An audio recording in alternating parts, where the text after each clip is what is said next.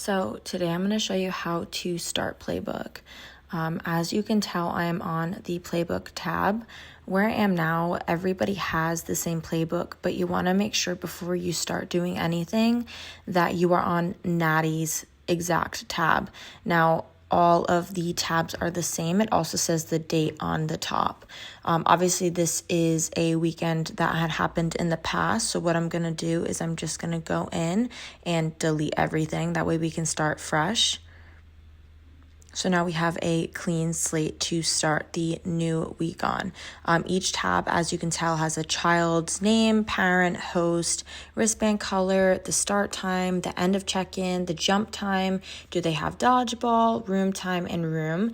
And I will also go through with you on how to find it. But first, we want to change the date to the playbook that we're going to start.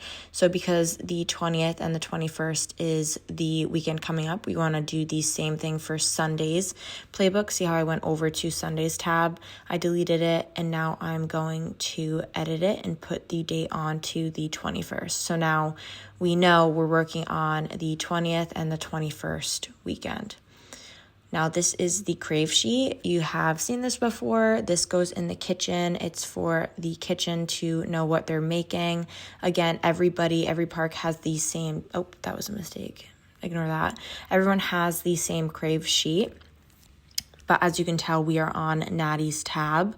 So we're just going to go through and delete. Same thing that we did for Playbook, because we just want to make sure that we're starting on the, ground level 0, just so that way we can start the new week. So we're going to do that for Saturday and Sundays of last week, and then change the date. I always do Crave and Playbook on Mondays, just because I feel like it's easier to update throughout the week.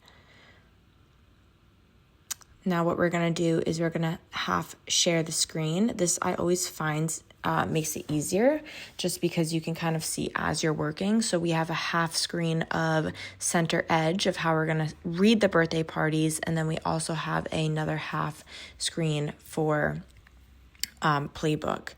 Now, you just want to make sure that you're on the right date. So the date that it currently is always going to be pink, or like highlighted a little bit of a pink. But what I did was I went over to the 20th and I pulled the date.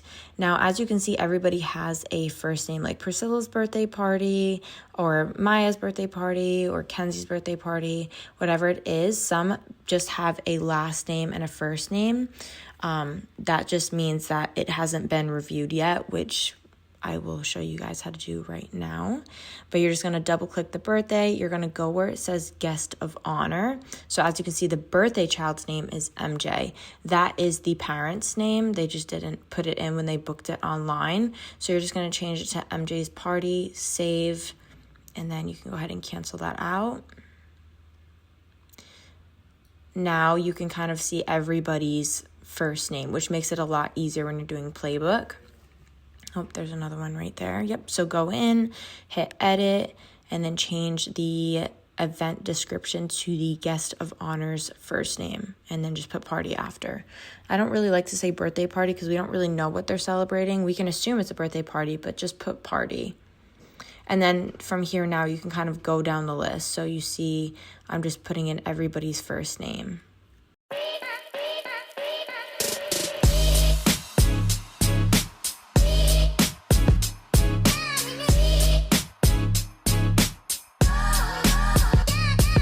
Once you have everybody's first name, I like to go over to the event start time. The event start time can be found to the left of the birthday child's name. So that time right there is the start time of the party.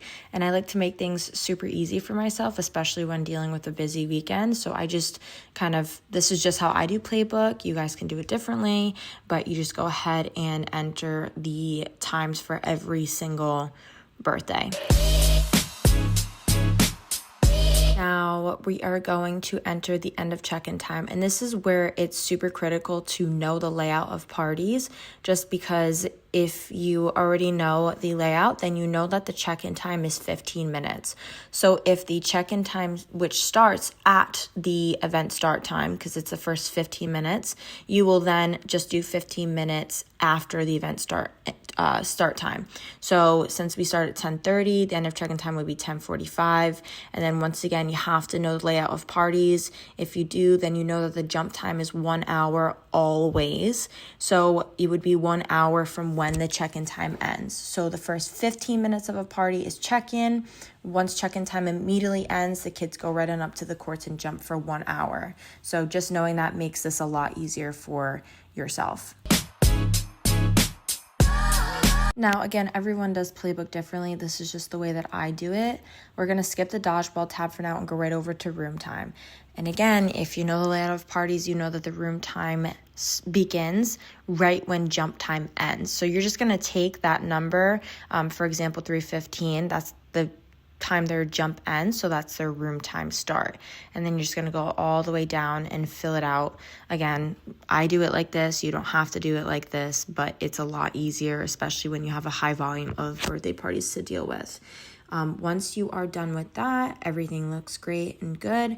We are going to go into the actual reservation. And this is where you'll find the parent first name and all the information. So right here, you'll always find the parental or guardian's first name. So in this situation, we're going to just type in the parent's first name here. Leave the host tab empty for now. We're going to go over to dodgeball. Now, again, knowing the packages makes this super easy because you should know that MVP does not have dodgeball. So we're going to put no for dodgeball. And then to find out what room they're in, you're actually going to hit the activities tab.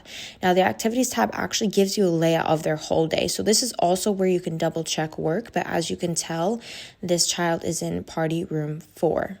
And we're just going to go down the list and do the same thing for all the other parties. Now, this party is actually an all-star, and you can tell because it actually says dodgeball on it. So even if you forget about what packages come with what, you can just read the event description. It'll say it right there.